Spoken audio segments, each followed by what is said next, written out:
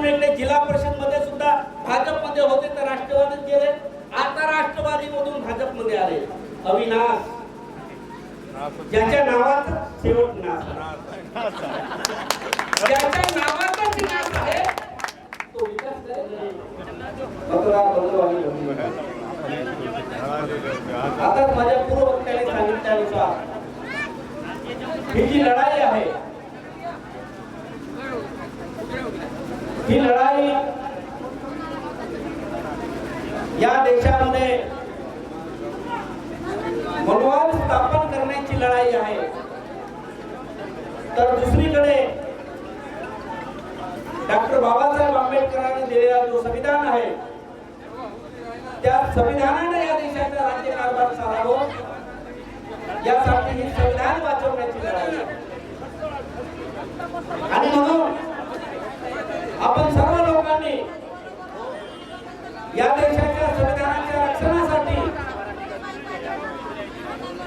आपण भारतीय जनता पार्टीचा पराभव करून महाविकास आघाडीला निवडून आणावं, ही आमची सर्वात मोठी जबाबदारी आहे. बंधूंनो, आम्ही पाहतो आहे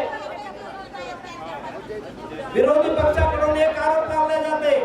प्रत्येक ठिकाणी जेवढे मोठे मोठे नेते आले ते एकच म्हणतात की 25 वर्षापर्यंत नानाभाऊ पटोले आमदार असताना या क्षेत्रासाठी काय केलं, हा त्यांचा मुख्य आरोप आहे. मी म्हणेन एखाद्या गावचा सरपंच जरी झाला तरी तो रस्ताभर चालतो.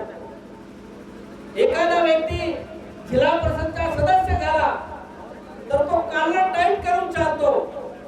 पण या 25 वर्षाच्या काळामध्ये नानाभाऊला हा घमंड आला का? नाही. एखादा सामान्य माणूसही जर नानाभाऊला फोन करेल तरी त्याचा तो फोन उचलतो आणि त्याचा काम करतो. हे 25 वर्षाची कमाई आहे.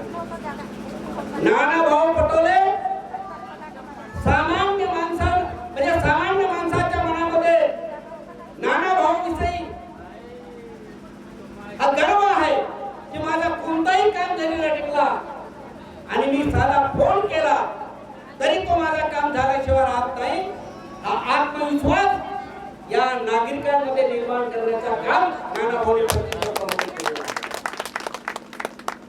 आमचे प्रफुल्ल भाई सांगतात 25 वर्षापर्यंत या क्षेत्राच्या नेत्यांनी काय केलं.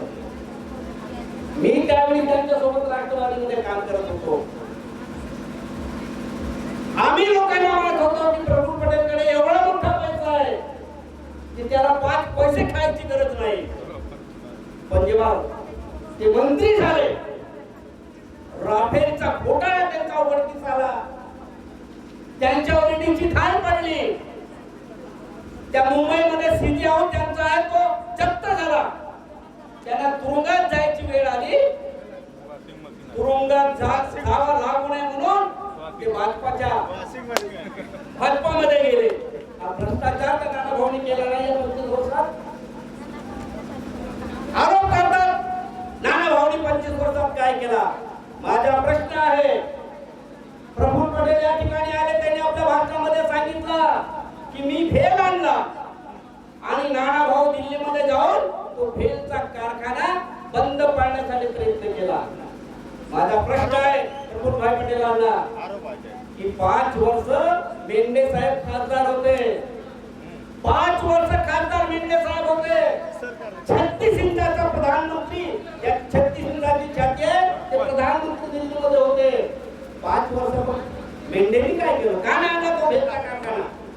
का नाही आणला त्यांनी तो भेलचा कारखाना? अरे तुम्ही म्हणता 5 वर्ष नानाभाऊंनी काय केलं? माझा प्रश्न आहे, या ठिकाणी बाळाभाऊ काशीवर 5 वर्ष आमदार होते, काय केलं त्यांनी? माझा प्रश्न आहे, या ठिकाणी दयाराम कामकर्ते होते, त्यांनी काय केलं?